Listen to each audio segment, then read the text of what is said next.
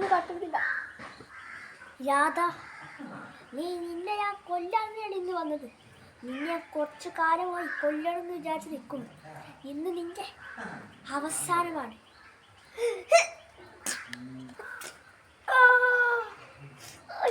മൂക്ക് എന്നെ തല്ലല്ലേ,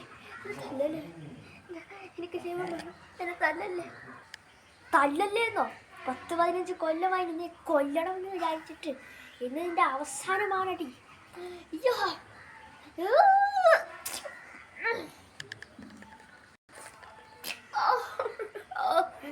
കൊല്ലല്ലേ പ്ലീസ്.